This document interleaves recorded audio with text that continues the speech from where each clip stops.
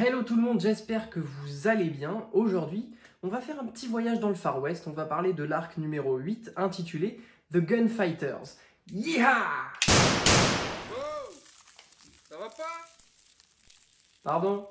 Le TARDIS atterrit dans la ville de Tombstone et après s'être fait interroger par le shérif Wyatt Earp, le docteur, ayant très mal aux dents, décide d'aller voir l'unique dentiste de la ville. Mais oui, rappelez-vous, dans l'épisode précédent, il s'est mis à hurler quand il a croqué dans le bonbon que Steven lui a donné. D'ailleurs, en parlant de Steven, lui et Dodo se rendent au saloon pour pouvoir louer des chambres. Les frères Clinton et Seth Harper les entendent parler du docteur, et ils pensent qu'il s'agit du Doc Holliday, qu'ils veulent tuer depuis un moment. Par la suite, ce fameux Doc Holliday a eu vent de cette histoire et en profite pour donner son arme au docteur pour qu'il se fasse passer pour lui. Seulement, le docteur, lui, le sait pas. Et le docteur rentre dans le saloon de la dernière chance et il est pris pour le Doc Holliday et du coup, il se sent très vite menacé. Alors qu'il tente de s'expliquer sur le fait qu'il a l'arme d'Holliday et qu'à la base, il n'aime pas les armes, il tire accidentellement, ce qui, au passage, arrache un pistolet de la main d'un Clinton. Le shérif et le marshal Earp arrivent et le docteur va en prison. Pendant ce temps-là, le Doc Holliday et sa compagne Kate ont kidnappé Dodo et ils quittent la ville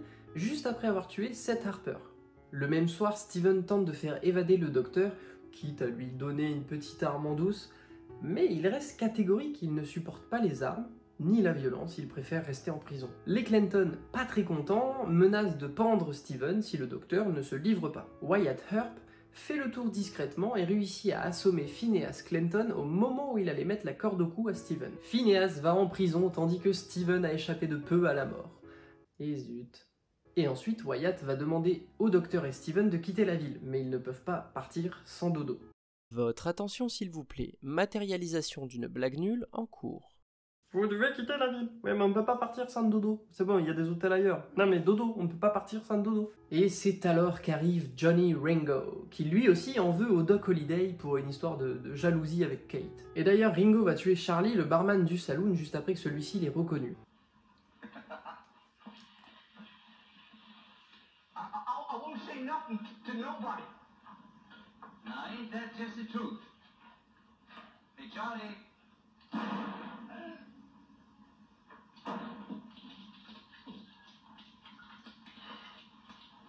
Good night, Charlie.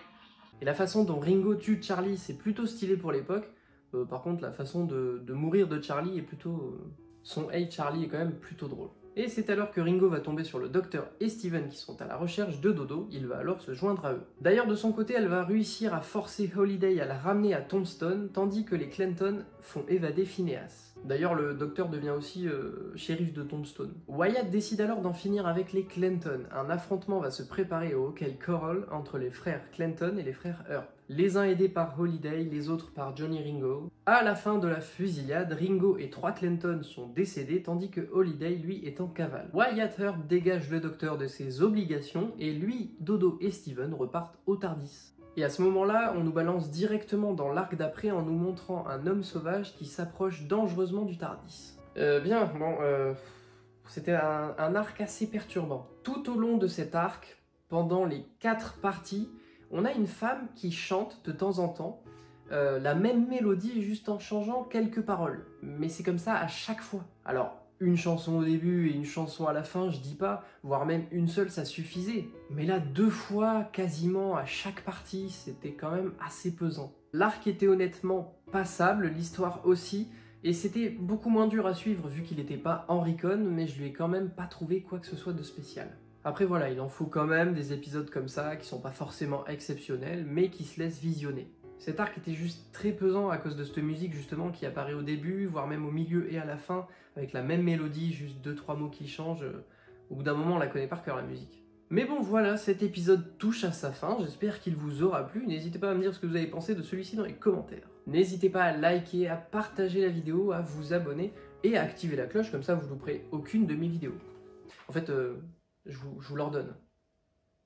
Non, je déconne. Vous n'êtes pas obligé, mais bon, comme ça vous louperez rien. Donc faites-le. Quant à moi, je vous fais de gros bisous, je vous aime très fort et je vous dis au week-end prochain. Salut, salut!